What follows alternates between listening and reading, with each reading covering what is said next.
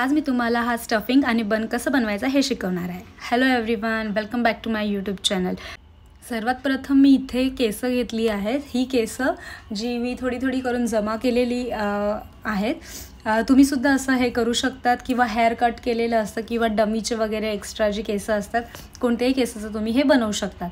तर हे मी केस घेतलेली होती आणि त्यांचा पूर्णपणे गुंता व्यवस्थित काढून घेतला। व्यवस्थित ती पूर्ण खुली एकदम केली आणि मग त्याच्यावर स्प्रे मारून घ्यायचा। मी आधी इथे ओसिसचा स्प्रे मारून घेतला जेणेकरून ते थोडे शायनी वगैरे दिसेल हेअर आणि थोडे सॉफ्ट पण होतील।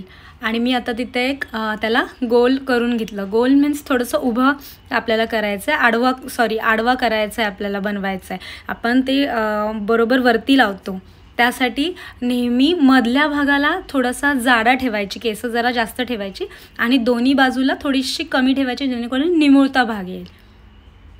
मध्ये आपला भाग जरा जास्त केसांचा ठेवायचा कारण वरती पफ आपला व्यवस्थित गोलाकार आला पाहिजे, वरच्या साईडला तिथे बसला नाही पाहिजे। आणि दोन्ही साईडला कमी थोडेसे घ्यायचे केस जेणेकरून निमुळता भाग आला पाहिजे।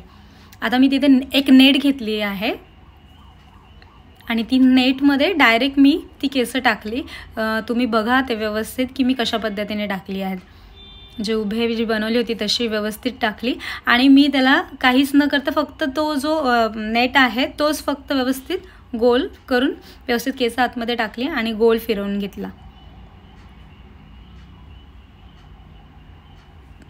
तुम्ही असं सुद्धा करू शकतात। हे बघा गोल असं मी गोल गुंडाळला आहे आणि हा स्टफिंग रेडी झालेला आहे। तुम्हाला जर असं वाटत असेल की हा एका याच्यामधून केस बाहेर येऊ शकतात तर तुम्ही अजून एक नेट घेऊ शकतात आणि परत एकदा त्याला रॅप करू शकता।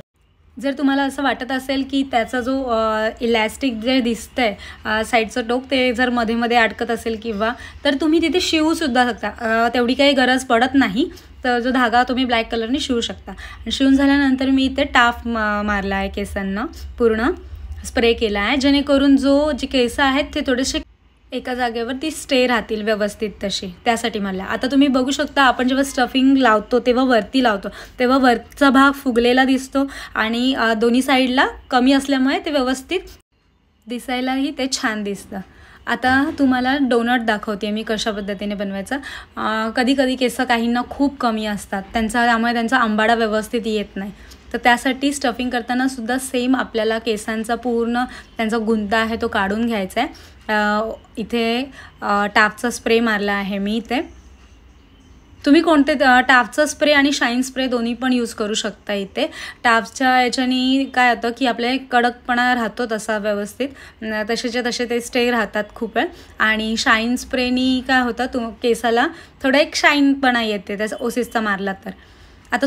आता इथे सुद्धा मी सेमच नेट घेतली आहे आणि तिथे ग्राउंडमध्ये आता इथे आपल्याला राऊंड तयार करायचं आहे स्टफिंगसाठी, त्यामुळे इथे मी गोल याच्यामध्ये टाकली आणि तुम्ही बघितले असेल मी कशा पद्धतीने टाकली। आणि इथे सुद्धा मी अजून एक नेट दुसरी म्हणजे जेणेकरून आपली केस व्यवस्थित राहतील त्यासाठी 2 नेटचा यूज केलेला आहे। इथे पण तुम्ही डायरेक्ट 2 नेट लावून सोडून दिला ना तरी पण व्यवस्थित राहतात। एकदम इझी आहे, 2 मिनटामध्ये हे बनतं आणि खूप छान स्टफिंगचा यूज होतो ह्या दोन्हीसुद्धा। तुम्ही पण नक्की ट्राय करा आणि कमेंट करून मला नक्की सांगा की त्याचा यूज तुम्हाला नक्की झाला का। आणि इथे बघा तुम्ही कशा पद्धतीने मी इथे हे केलेलं आहे, रॅप केलं आहे ते नेट। आणि सेम आता आपण जेव्हा पोणी बांधतो ना तर पोणी बांधल्यानंतर त्याचं स्टफिंग पिनअप करायचं असतं आणि मग त्यांची जी ओरिजिनल केसं असतात ती उलट्या साईडनी आपल्याला घेऊन वरती टक करून मग त्याच्यावरती परत एकदा नेट लावायचे जेणेकरून आपला आंबाडा मोठा येऊ शकतो।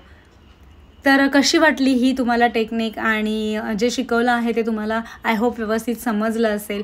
जर तुम्हाला हे समजलं असेल तर व्हिडिओला नक्की लाईक करा, शेअर करा आणि कमेंट करू। चला तर मग फ्रेंड्स भेटूया आपण पुढच्या व्हिडिओमध्ये, जिथे तुम्हाला असंच मी तुमच्यासाठी भरपूर काही घेऊन येईल, जिथे तुम्हाला काही शिकायला भेटेल माझ्याकडून। तोपर्यंत बाय बाय, टेक